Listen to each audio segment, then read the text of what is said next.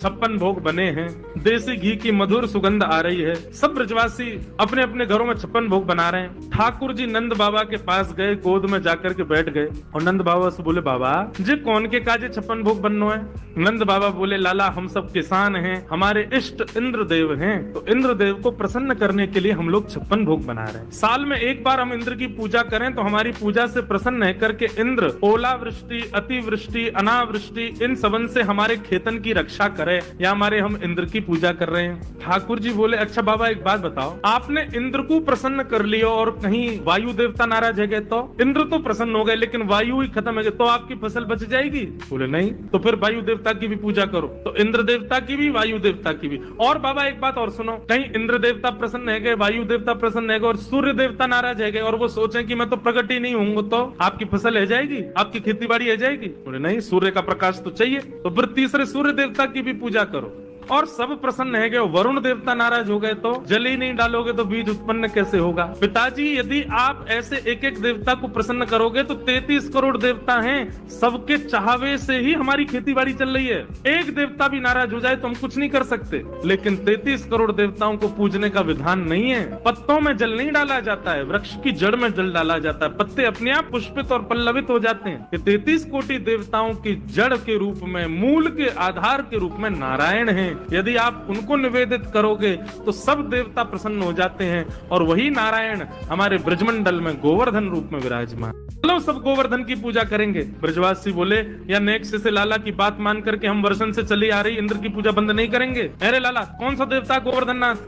बोले साक्षात नारायण ही हमारे ब्रजमंडल में गोवर्धन रूप में विराज रहे हैं। लाला कहीं इंद्र नाराज है गए तो? इंद्र नाराज है गए तो? ठाकुर जी बोले, जिनकी शरण में जा रहे हो वे तुम्हारी रक्षा करेंगे। इंद्र उनसे बड़ो ना है, ये इंद्र आदि तो सब देवता हैं, पर ये तो साक्षात भगवान, चलो उनकी शरण में। अब भी ब्रजवासी राजी नहीं थे। ठाकुर जी ने सबसे कही, बोले आपने इंद्र को कभी देखा है? सब बोले नहीं। बोले लेकिन हम वचन देते हैं कि हमारे गोवर्धन नाथ प्रकट होकर दर्शन देंगे। अब चलो, तो दर्शन के प्रलोभन में सब गोवर्धन नाथ के दर्शन होंगे, दर्शन होंगे, देवता दिखेगो, देवता हमको आज दिखेगो, कैसे होवे देवता। इस भाव से सब ब्रजवासी 56 भोग ले करके गोवर्धन जा रहे हैं। सब ब्रजवासी 56 भोग लेकर के पहुंच गए गोवर्धन। गोवर्धन पहुंच करके सबन ने 56 भोग सजाए, गिरिराज जी की परिक्रमा लगाई, मानसी गंगा से श्री गोवर्धन नाथ जी को अभिषेक किया। अब सब लोगों ने 56 भोग सजाए, सब लोग गिरिराज जी से प्रार्थना करने लगे, स्तुति गाने लगे। इतने में ही 4 भुजा वाले श्री गोवर्धन नाथ गिरिराज पर्वत के ऊपर प्रकट है गए और चारों भुजाएं खाली हैं। शंख चक्र गदा पद्म नहीं है ठाकुर जी के हाथ में। चारों भुजाओं से ब्रजवासियों को बुला रहे हैं और कह रहे हैं, लाओ ब्रजवासियों भोग, लाओ ब्रजवासियों भोग। सब ब्रजवासी तो देख करके बोले, अरे लाला देख तेरो सांचो देवता प्रकट है गयो। अरे भैया हमने तो जीवन में पहली बार देवता देखो, देखियो कैसो प्रकाश आ रहा है में थे। सब ब्रजवासी अपने अपने घर की सामग्री लेकर के जा रहे हैं, अपने हाथ से गिरिराज जी को पवा रहे हैं। आप ही पूजे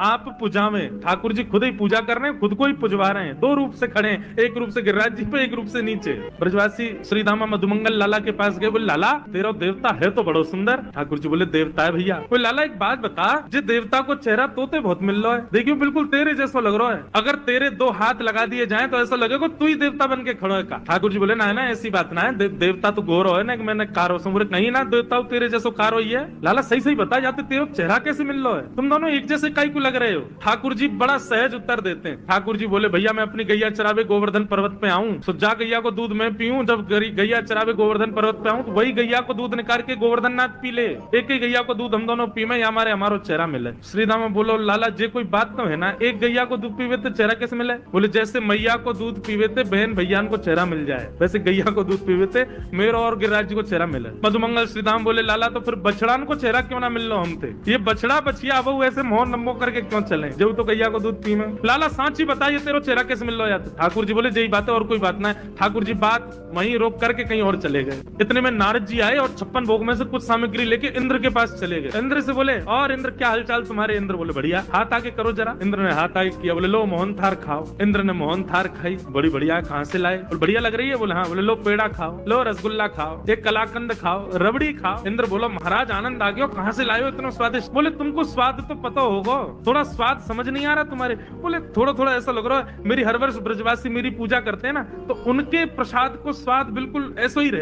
बोले वहीं से लाए हैं। आजकल तुम्हारी पूजा बंद हो गई है ना, वहाँ गोवर्धन नाथ की पूजा हो रही है, अब तुम्हारी पूजा तो बंद, तुम्हारा पत्ता साफ हो गया। मस्त। इंद्र बोला क्या कह रहे हैं आप? बोले हाँ, वो नन्ना सा बालक कृष्ण है ना, उसने सबको गिरिराज जी की शरण में पहुंचा दिया। इंद्र बोले इन ब्रजवासियों की इतनी हिम्मत, मेरी पूजा छोड़ दी इन लोगों ने, इस साल भर में एक बार मेरी आराधना करते हैं, बंद कर दी। मेघमालाओं को आज्ञा कर दिया, जाओ जाकर के पूरे ब्रजमंडल पर बरस जाओ, इतना बरसना कि पूरा ब्रज डूब जाए। यहाँ सब गिरिराज जी को भोग पवा रहे थे, नाच रहे थे, गा रहे थे, इतने में गड़गड़ गड़गड़ करके काले काले बादल आकाश में आ गए, अंधेरा हो गया महाराज, पूरे ब्रजमंडल पर अंधेरा छा गया। सांबर तक ऋतु। इंद्र ने साधारण बादलों को नहीं भेजा, जिन बादलों को प्रलय के समय पर वर्षा करने भेजते हैं उन बादलों को। सांबर तक मेघ, एक बूंद हाथी के सूंड के समान गिर रही है आकाश, और वो भी मूसला था। ब्रजवासी त्राही माम करके दौड़ने लगे। अरे लाला, हम तो पहले ही मना कर रहे, इंद्र की पूजा बंद मत करो, देखो नाराज है क्यों। ठाकुर जी बोले अविश्वास प्रकट नहीं होना चाहिए, जिनकी शरण में आए हो उनसे प्रार्थना करो। सब ब्रजवासी घुटनों पर बैठ गए, सब ब्रजवासी नेत्र बंद करके हाथ जोड़ करके प्रार्थना कर रहे थे।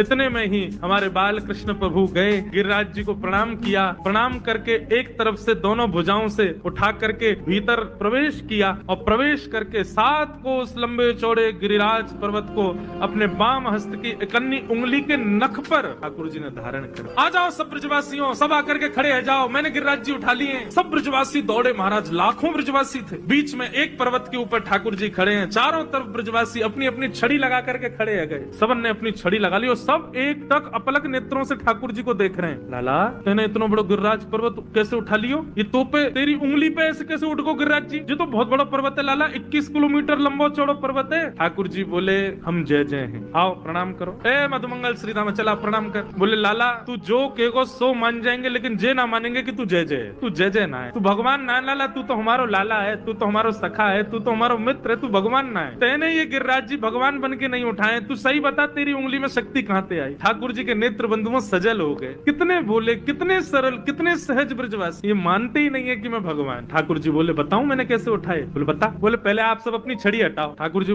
सब ब्रजवासी बोले लाला, छड़ी हटा देंगे तो गिरिराज जी नीचे आ जाएंगे। बोले तो फिर मैं अपनी उंगली हटा लूं, तुम लोगों की छड़ी पर टिक रहे हैं तो? बोले हाँ लाला, तू अब हटा ले एक बार, ये हमने छड़ी लगा ली, यही पर टिक गए। ठाकुर जी ने जैसी उंगली नीचे करी, सोई सबन की छड़ी टूट गई, गिरिराज जी नीचे आने लगे। ओ लाला संभाल संभाल। ठाकुर जी ने फिर से उंगली लगाई, अब तो दूर दूर तक कोई सपोर्ट नहीं, अकेले ठाकुर। लाला तू सच में जय जय?